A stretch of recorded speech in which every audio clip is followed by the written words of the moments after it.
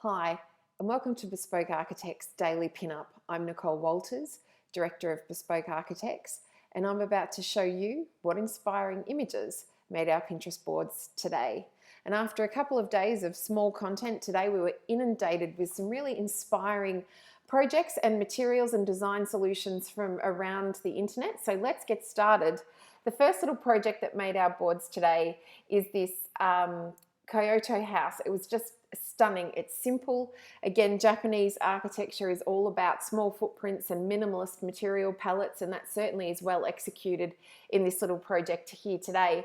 The first thing that caught my eye was the kitchen. It's concealed, the working component of it is on the back wall of the dwelling and is concealed behind sliding doors when not in use. So again, providing that real minimalist interior. The color palette is just what you would expect. Beautifully refined, very, very simple. So we can see here the kitchen open, and then this image too over, we can see those doors shut. And it no longer looks like a kitchen. The island bench has the same matching material. It conceals the sink from this general living space. And it just is a beautiful, beautiful space. This is their bathroom, so we can see the shower and the soaking tub next to that. It opens up to this beautiful courtyard landscape space next to it. We can see some of these sliding doors at the other end of the project. So it's just a really beautiful little insertion into a very urban environment. So that's why that project is on the board today. Another insertion that caught my eye was the 271 Spring Street office building by John Waddell. I just really like the way that integrated the entry into the historic facade there of Spring Street. You can see the newer office tower toward the back of that image, but I just really liked the use of brick and the use of the sort of the asymmetrical form that's referencing these really strong parapets and gables of the heritage buildings around it. So I really liked that entry. Another really clever house was a tic-tac-toe house.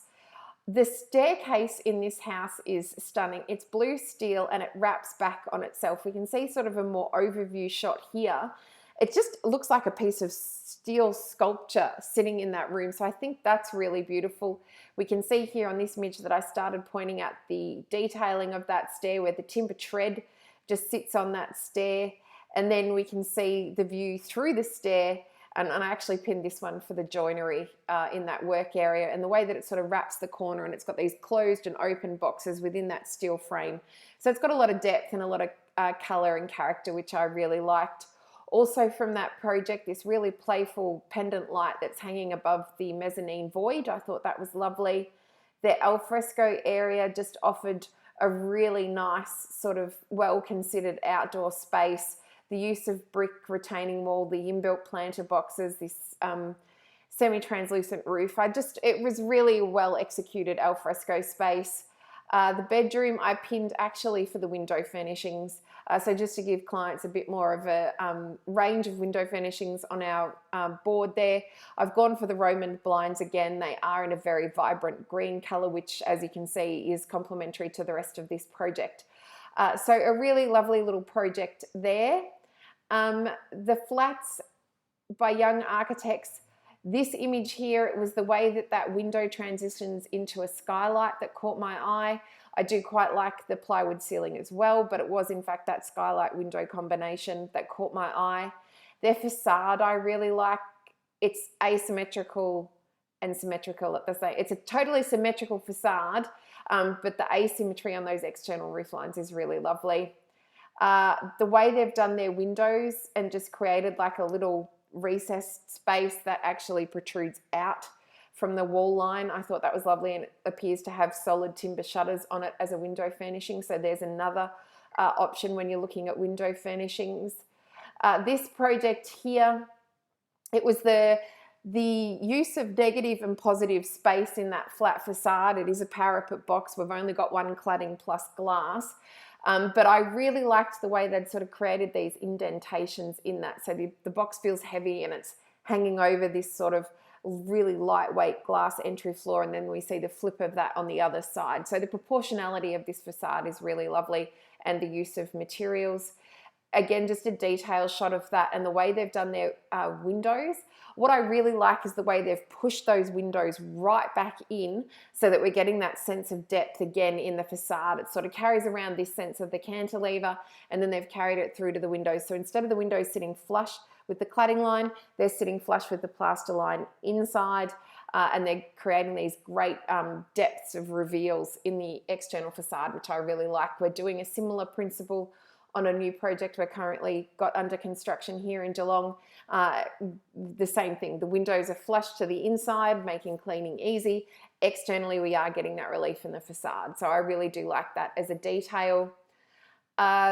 This house here, just wow, what a solution to a sloping site. So we can see at this level it's single story, and then as we proceed down it's double story, and the way they've done these cut-ins into the ground, and they're actually shaped like the house itself, so a gable roof on a rectangle. I thought that was ingenious. That's why that's on the board. Here's the underside of one of those cutouts in the ground. We can see it's like a concrete bunker, and then they've gone and put a mesh in it that you can, you know, if you're not afraid of heights, can actually sit on and enjoy the landscape and perhaps talk to somebody who's sitting in the courtyard below you. So I thought that was really, really interesting. From that same project, I just really enjoyed the way they had done this really minimalist bedroom and these really interesting reading lights. We can see the reading switches here. It's sort of just above head height, and we can see a PowerPoint. So there's no need for any furniture in that room other than the bed, which I think is really, can be quite a relaxing way to sleep. Moving along, this particular project has caught my eye.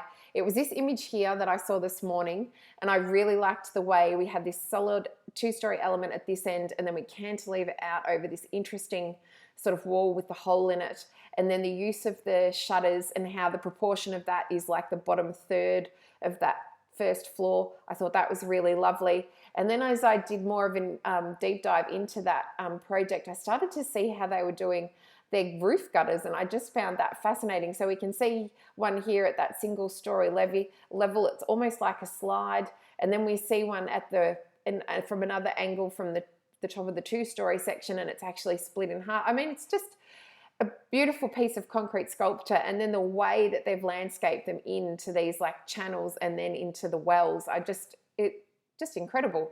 Really, really like that. And then their internal staircase again had some interest to it. We can see concrete with these semi-split steps, and then the wall lights as well. So I just thought that was a really elegant one material solution staircase that isn't boring. And again, their bath is also of that same sort of concrete material, so it sort of feels like it's coming out of the floor.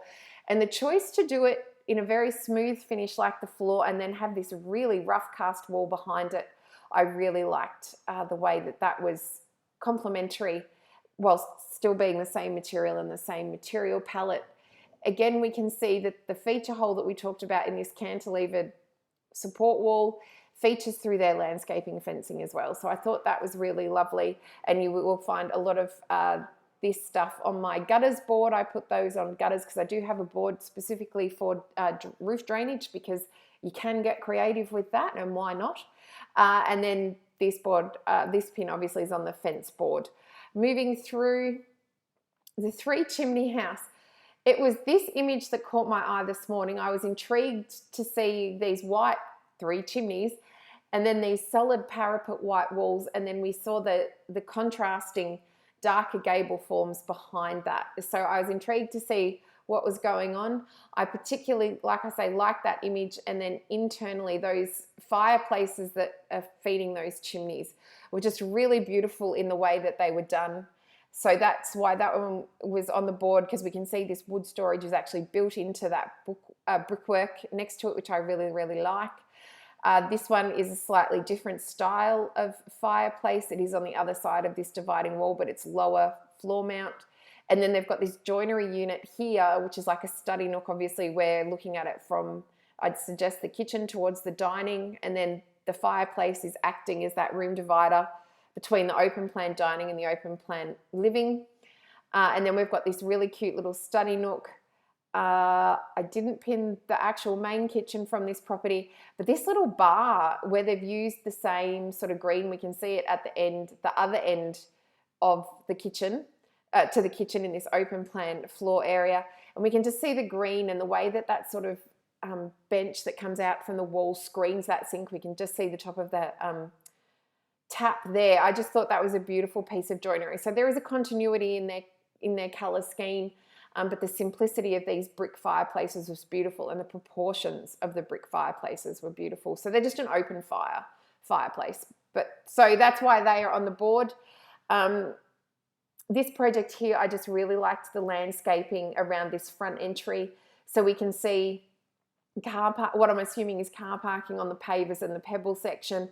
Then we just have, as a divider between where the cars park and the pedestrians walk, is actually these tiny little ground lights, which I just thought were really cute, and a great way to divide the space without creating a huge barrier. And they're lighting up where you'd be walking. So I just thought that was a really well executed landscape design for a front entry on what is, to be honest, quite a brutal front wall to the street. It's not engaging. You can't interact with anyone at that ground floor level inside that house. And then if they're on the upper floor level, they've got a solid balustrade and a tree screening them. So it does just soften it quite nicely.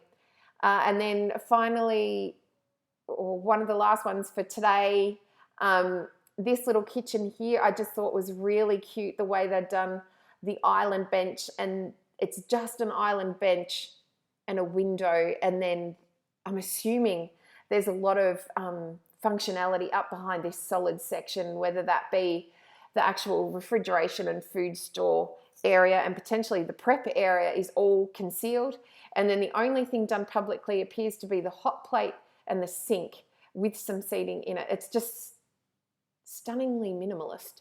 So that's why that one made the board. Again, this image here was all about the skylight and the combination of these windows.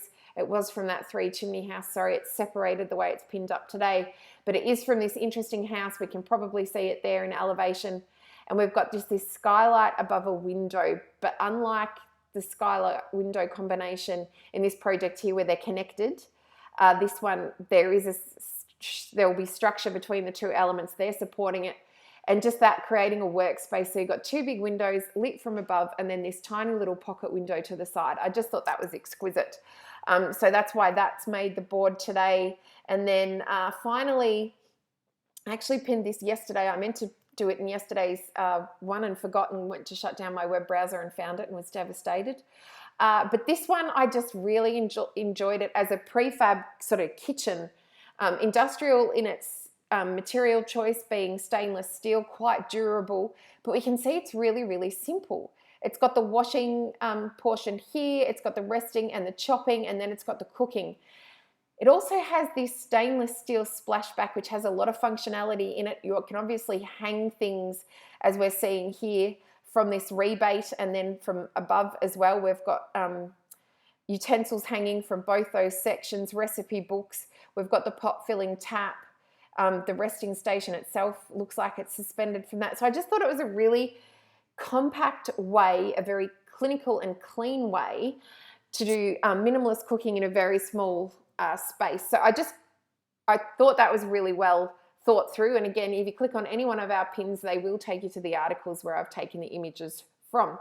So that was all the inspiring stuff from today. If you are looking for more inspiration, we are getting more of the Bespoke House for Golf Course House up on Pinterest. The images for this project are also on Instagram, and the videos are on Instagram, YouTube, and Pinterest. A great little mid-century modern. It does have in this is the main bathroom for that project, and it does have that dual purpose European laundry tucked in at one end of that bathroom, and then the vanity beside it.